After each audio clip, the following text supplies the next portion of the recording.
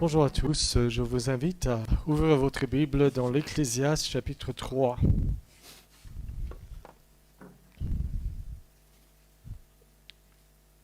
C'est vraiment une joie pour moi d'être avec vous. La dernière fois que nous avions le culte en commun, on était loin et nous avons raté cette occasion. Ça fait chaud au cœur de voir vos visages encore.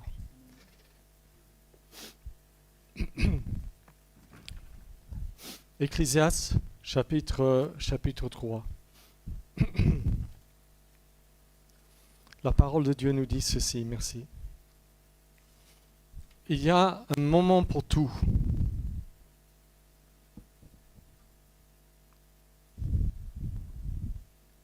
Un temps pour toute chose sous le ciel. Un temps pour enfanter, un temps pour mourir. Un temps pour planter et un temps pour arracher le plant. Un temps pour tuer dans une guerre juste et un temps pour guérir. Un temps pour démolir et un temps pour bâtir. Un temps pour pleurer.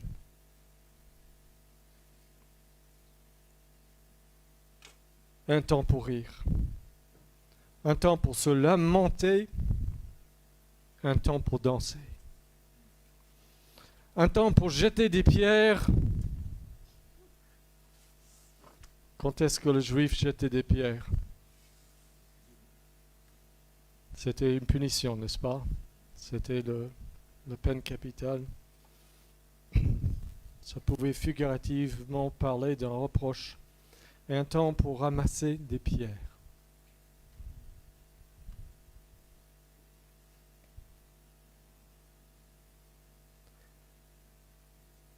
Un temps pour étreindre et un temps pour s'éloigner de l'étreinte.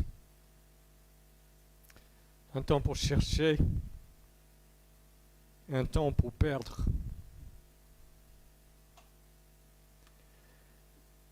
Un temps pour garder et un temps pour jeter, un temps pour déchirer. Sans doute le moment où le juif déchire ses vêtements parce que quelqu'un a fait un sacrilège. Et c'est le temps de protester publiquement ce qui est blasphématoire. Et un temps pour recoudre. Un temps pour se taire et un temps pour parler. Un temps pour aimer et un temps pour haïr. Un temps de guerre et un temps de paix. Nous lisons jusqu'au verset 15. Que reste-t-il à celui qui travaille de la peine qu'il prend? J'ai vu le souci que Dieu donne aux humains comme un moyen d'humiliation. Tout ce qu'il a fait est beau en son temps. Et même il a mis dans leur cœur la pensée de l'éternité, bien que l'homme ne puisse saisir l'œuvre que Dieu a faite du commencement jusqu'à la fin. J'ai reconnu qu'il n'y a rien de bon pour lui sinon de se réjouir, de faire ce qui est bon pendant sa vie, et aussi que pour tout homme, manger, boire, voir ce qui est bon au milieu de tout son travail est un don de Dieu. J'ai reconnu que tout ce que Dieu fait dure à toujours. Tout ce que Dieu fait. Son royaume. Il n'y a rien à y ajouter et rien à en retrancher. Dieu agit ainsi afin qu'on ait de la crainte en sa présence. Ce qui est a déjà existé et ce qui existera est déjà là et Dieu ramène ce qui a disparu. 2 points ce matin et le deuxième point a 3 sous-points. Le premier point, c'est que Dieu gouverne toutes les saisons. Dieu gouverne toutes les saisons et les temps de votre vie.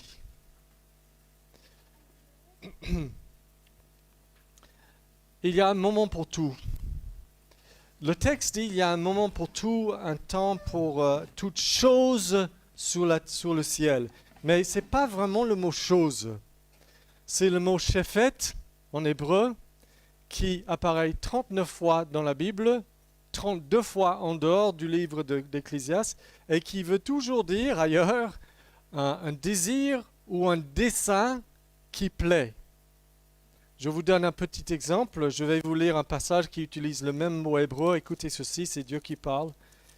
Il dit « J'annonce dès le commencement ce qui vient par la suite et longtemps d'avance ce qui n'est pas encore accompli. Je dis mon projet tiendra bon et j'exécuterai tout mon dessein. » Mon dessein, c'est le mot shepta, c'est shephet, pardon, c'est le mot qui traduit chose ici. Donc moi je vais relire le passage comme ceci. Il y a un moment pour tout, un temps pour tout dessein sous le ciel.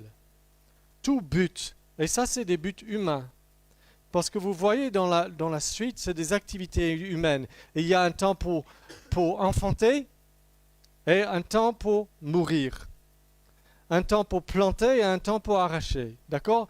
Tout but, toute activité humaine que là où vous dites c'est le moment de faire ça, il y a le bon moment pour ça. Et quand le moment est bon, cette chose est belle. D'accord ? Vous voyez que dans ce passage, il y a des activités qui semblent s'annuler. Il y a enfanter et puis l'enfant un jour doit mourir. Il y a un temps pour planter, un temps pour arracher ce qu'on a planté. Il y a un temps pour tuer et un temps pour guérir. Il y a un temps pour démolir et un temps pour bâtir. Tout ça s'annule, n'est-ce pas? Et dans le livre d'Ecclésiaste, nous apprenons une chose qui est étonnante. C'est que sous le soleil, vanité de vanité, tout est vanité. Ça veut dire que ici-bas, rien n'est parfait.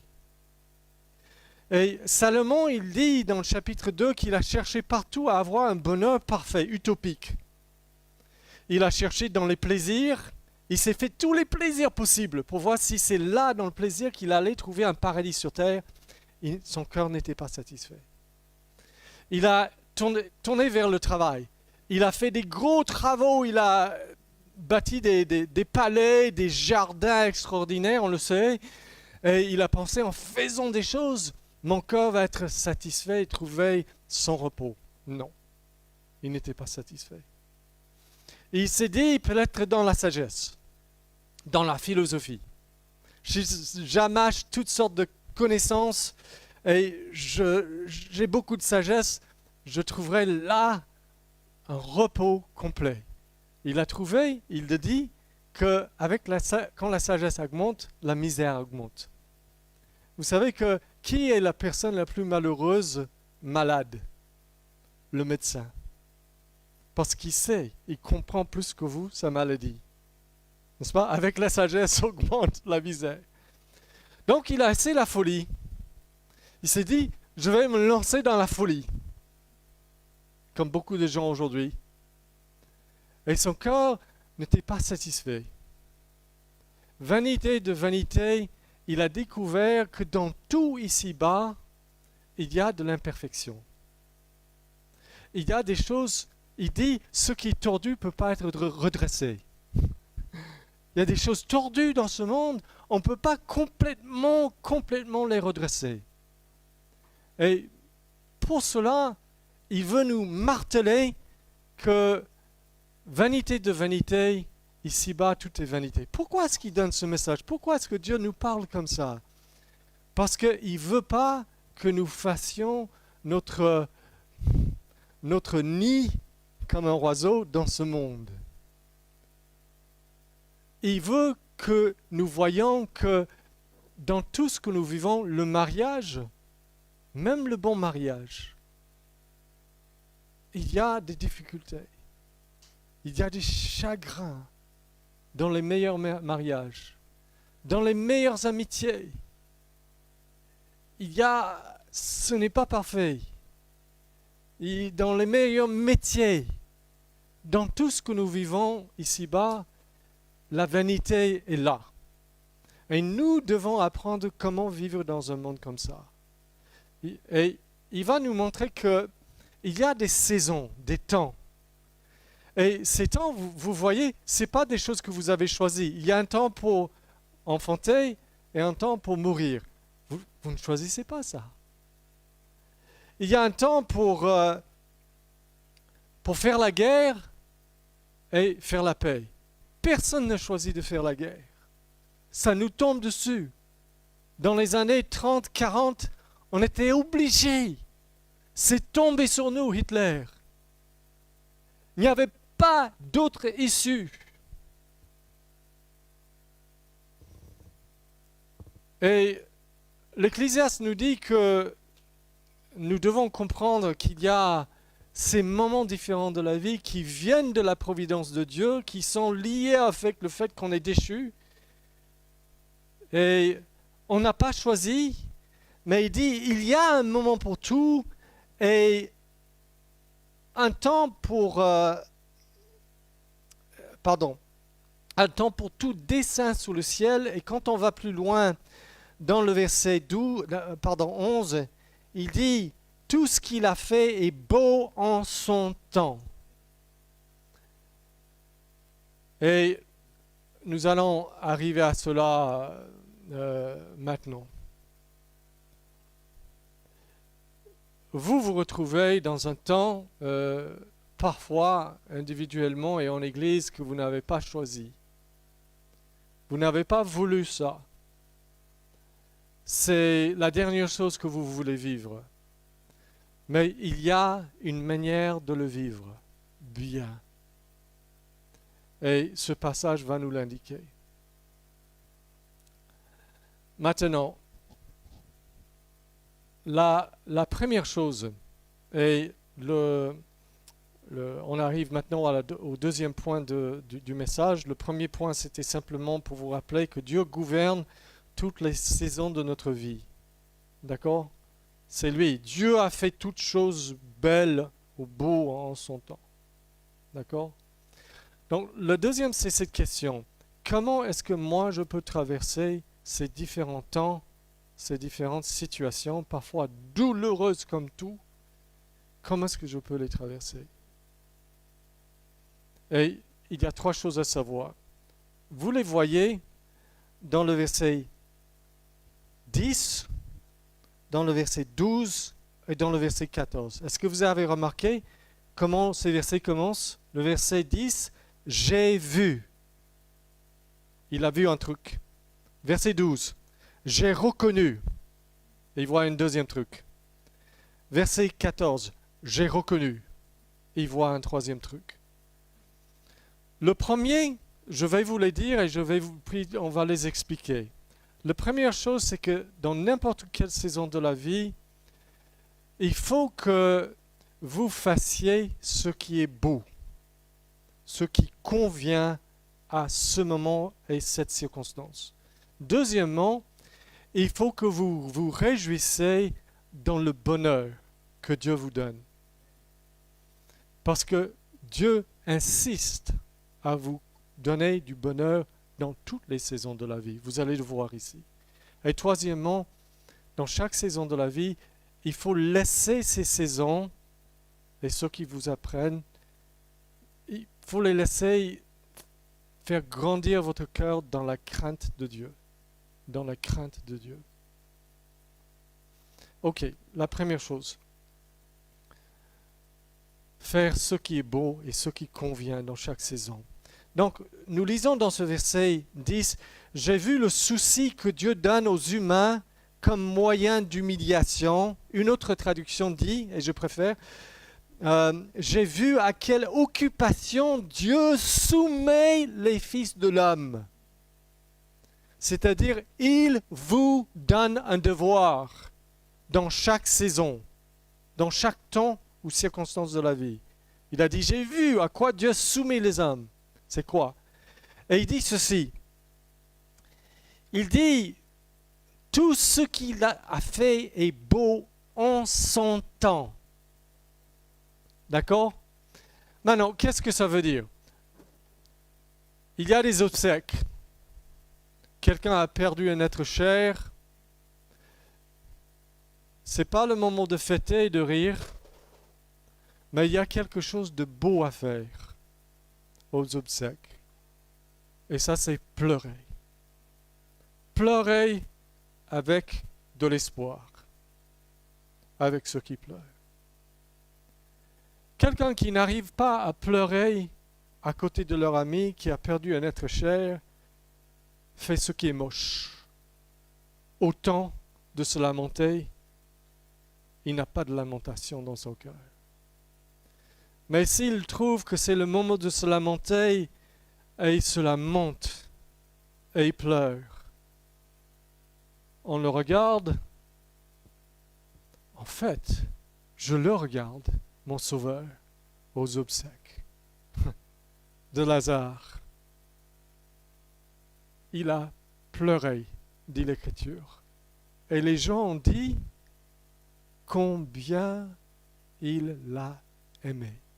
Pourquoi? Parce qu'il a fait ce qui est beau au moment de lamentation. Vous voyez? À chaque moment de la vie, il n'y a aucun désastre, il n'y a aucun péril, il n'y a aucun chagrin, il n'y a aucune catastrophe où Dieu ne soumet pas les fils de l'homme à un devoir. Trouvez ce qui convient. Qu'est-ce qui est beau là? Faites-le tout de suite. Et faites-le de tout votre cœur. Parfois, c'est de se taire. Parfois, c'est de parler, mais de la bonne façon. Parfois, c'est de pleurer. Mais il y a un moment d'arrêter les pleurs et de danser à cause de la grâce qui restaure, qui pardonne, qui est plus grande, plus grande, plus grande.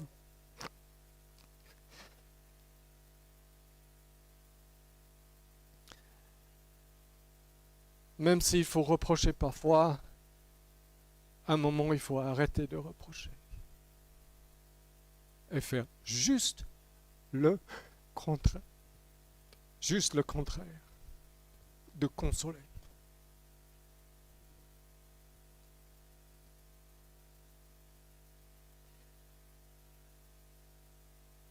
Donc, je vous supplie, les frères, ne soyez pas envahis dans votre vie par des malheurs, par des catastrophes, par des maux, par des péchés, les vôtres ou quelqu'un d'autre, de sorte que vous ne pensez même pas à ce qui est beau à faire.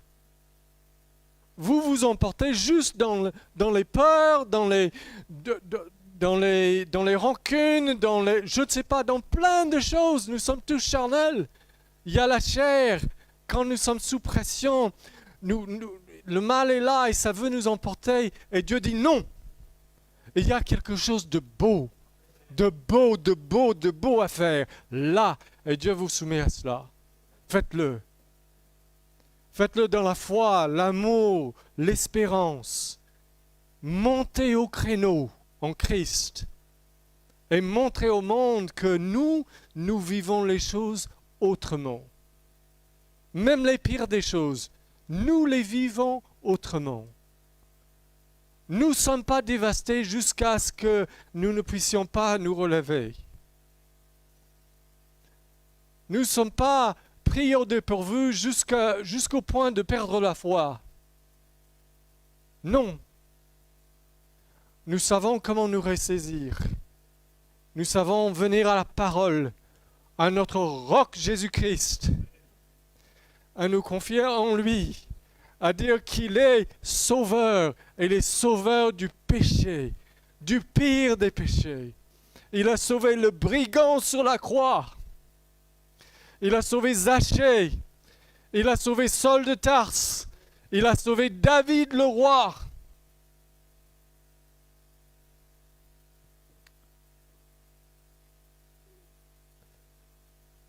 Il a probablement sauvé Bathsheba aussi. Et bien d'autres dont on ne sait pas grand-chose.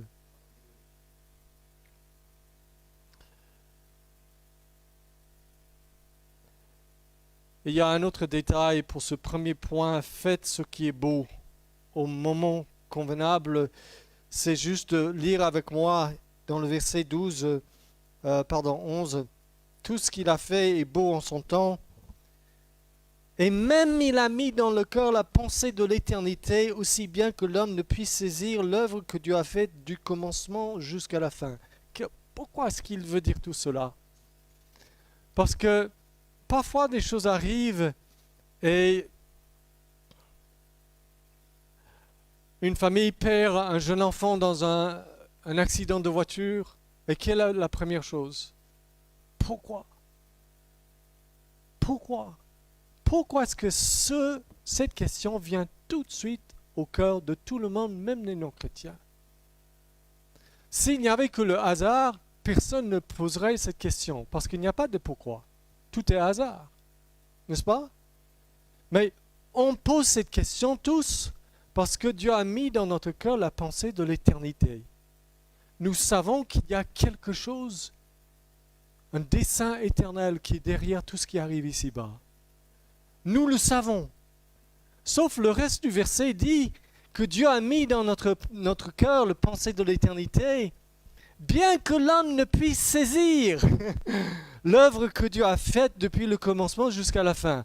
En d'autres termes, quand certaines choses arrivent dans la vie, on a envie très forte de dire « Pourquoi Seigneur ? Je sais que ça s'insère quelque part dans ton plan immense et infiniment sage, mais je ne sais pas où, pourquoi, ça, maintenant, à moi, à nous. » Et Dieu veut, en quelque part, il veut nous mettre à notre place. Nous sommes comme une personne qui regarde un film, au 27e minute du film, il y a quelque chose d'inattendu et bizarre qui arrive à un des personnages. Et vous regardez le film et vous dites, mais pourquoi ça? Mais vous n'avez pas vu le reste du film. C'est le problème, c'est tout. Une fois que vous voyez le reste du film, vous comprenez. Mais vous n'avez pas vu le reste du film et vous n'allez pas le voir. D'accord? Vous avez dans votre cœur la pensée qu'il y a un film, l'éternité, qu'il y a un plan, qu'il y a un dessein, il y a une raison pour laquelle Dieu permet tout, mais tout. Et nous devons rester là et dire, je te fais confiance, même si tu ne vas pas nous expliquer pourquoi cette chose est arrivée maintenant et ici. Donc ça, c'est la première chose qu'on fait. On doit faire ce qui est beau, ce qui convient. Si c'est parler, pleurer, se lamenter, danser, on regarde la situation et on dit quelle est la chose belle. Un membre proche de ma famille a eu le malheur il y a quelques années. Elle était dans une famille très proche. Les frères et sœurs et tout le monde, les cousins, on était très proches. Sauf qu'il y a quelques années, tout le monde parlait de politique. Ça brûlait sur les lèvres de tout le monde et tout le monde prenait des positions différentes. Et son mari, le mari à cette femme et son frère se sont terriblement disputés et se sont dit « Je ne veux plus rien avoir avec toi. Je te parle plus jamais. » Maintenant, mets-toi à la place de cette fille. Elle n'a pas choisi cette circonstance.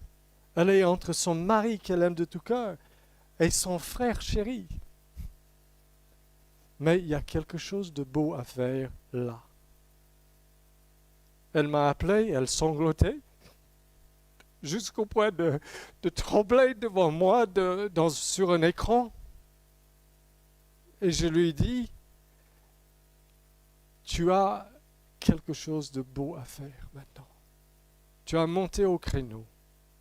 Ça va comprendre beaucoup de choses. Sans doute pleurer, sans doute prier, sans doute parfois te taire, sans doute parfois parler à l'un à l'autre, et sans doute ne pas prendre parti pour l'un contre l'autre.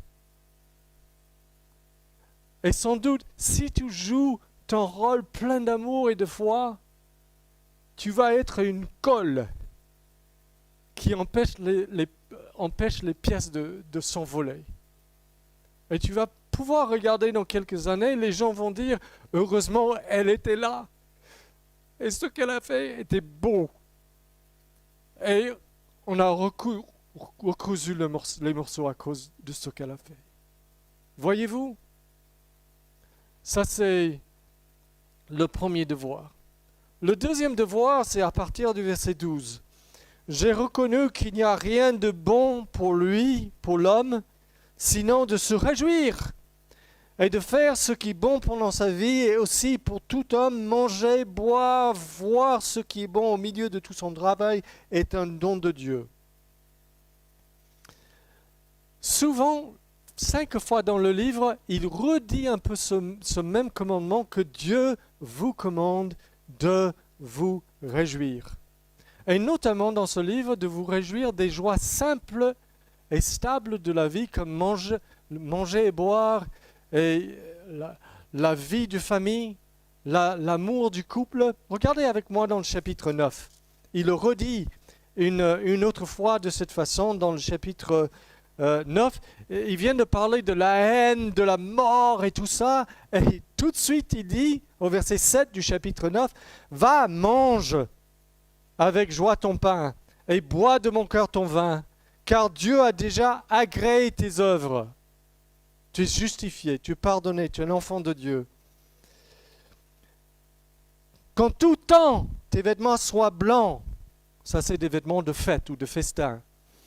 Et que l'huile ne manque pas sur ta tête. Jouis de la vie avec la femme que tu aimes pendant tous les jours de la vaine existence que Dieu t'a donnée sous le soleil, pendant tous les jours de vanité. C'est ta part dans la vie au milieu de la peine que tu te donnes sous le soleil.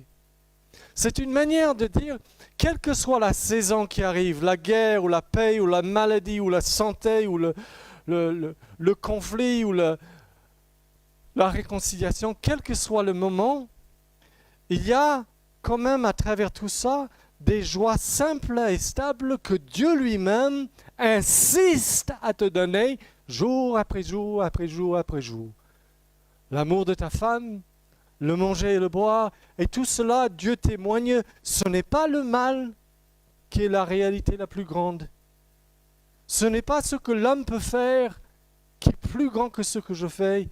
À travers vents et vagues, me voici, mange et bois.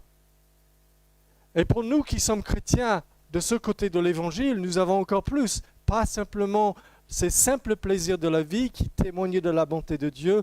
Dans n'importe quelle situation, nous avons le sang de Christ qui nous lave de tout péché.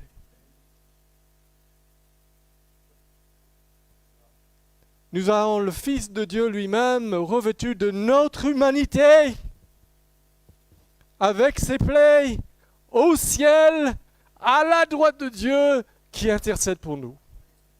Dans cette situation que nous vivons maintenant, celui qui a été pendu sur cette croix, dans ce chant, a tellement bien dit, pourquoi pends-tu là? Pourquoi pends-tu là? Et dans quelques situations que ce soit dans notre vie, où il faut faire ce qui est beau, nous voulons aussi nous réjouir de celui, et nous savons pourquoi il pendait sur ce bois. C'est à cause de nous. De nous. Donc, dans chaque situation de la vie, nous voulons à la fois nous réjouir dans Christ et dans l'Évangile, et nous réjouir dans les simples plaisirs et joies qui nous disent « Dieu est toujours là ». Vous savez que au milieu des obsèques, vous allez toujours avoir dans les obsèques quelque part une dame qui vient d'enfanter. Et au milieu de la tristesse, il y a la joie. Et Dieu dit, je suis là, j'aurai le dernier mot. Laisse-moi le temps. La dernière chose que nous devons faire, c'est faire ce qui est beau, se réjouir du bonheur qui vient de Dieu et de l'Évangile, Et troisièmement, grandir dans la crainte de Dieu. Verset 14. J'ai reconnu que tout ce que Dieu fait dure à toujours. Tout le contraire de l'homme. Nous plantons et puis nous arrachons. Ça ne dure pas longtemps. Nous faisons quelque chose et puis nous devons démolir ça. Mais ce que Dieu fait dure à toujours. Il n'y a rien à y ajouter et rien à en retrancher. Dieu agit ainsi afin qu'on ait de la crainte en sa présence. Ce qui a déjà existé, ce qui existera est déjà là. Dieu ramène ce qui a disparu. Qu'est-ce que tout cela veut dire? Cela veut dire que dans nos différentes situations, ça nous arrive, ce n'est pas nous qui avons choisi. On ne peut rien ajouter à ça ou retrancher. Ce que Dieu fait, ça dure, ça persiste, il continue son plan et il va faire tout ce qu'il va faire. Nous n'allons pas changer sa providence, même si nous devons changer certaines choses. Quand Dieu nous, ça fait partie de sa providence, parfois de changer les choses, n'est-ce pas? Mais il y a des choses que nous ne pouvons pas changer et dans cette chose, nous grandissons dans la crainte de Dieu. À travers les choses qui arrivent, et nous avons pensé, ça ne va jamais m'arriver. Ça ne va jamais nous arriver. Et ça nous arrive. Et nous grandissons dans la crainte de Dieu. Parce que nous comprenons que le péché est plus grand que nous n'avons pensé. Notre vulnérabilité est plus grande. En tant qu'Église, en tant qu'Église universelle ou l'Église locale, nous voyons à quel point nous sommes dans la main de Dieu et il faut peu de choses, Il faut peu de choses pour qu'on glisse. Et donc à travers toute situation, il y a quelque chose qui peut nous faire grandir dans la crainte de Dieu et nous faire dépendre plus de Dieu et nous faire nous repentir parce que nous avons pris beaucoup de choses pour acquis, n'est-ce pas? Nous nous sommes penchés parfois sur le bras de la chair. Nous avons mis notre confiance dans l'homme. Nous avons fait plein de choses et puis on traverse les choses, on dit non, je ne le ferai plus ça. Je vois mon erreur. Je vais craindre mon Dieu et me confier dans mon roc Jésus-Christ comme jamais avant. Voilà donc, chers amis, la sagesse de Dieu qui nous dit qu'il y a des temps que nous n'avons pas choisis, mais que toute chose est belle en son temps, lorsque la rédemption de Christ est là, lorsque la grâce du Seigneur est là, il nous donne ce qu'il faut, ce qui convient. Et je suis sûr que dans votre vie d'église en ce moment, Dieu va vous donner à faire ce qui est beau, beau, beau devant ses yeux. Et vous allez avancer en vivant dans la vérité et l'amour et la vérité, le pardon et la repentance et le pardon, une repentance complète, un pardon complet. Dieu restaure, Dieu réconcilie, Dieu bâtit, et par sa grâce, vous arrivez à lui plaire en faisant ce qui est beau en son temps.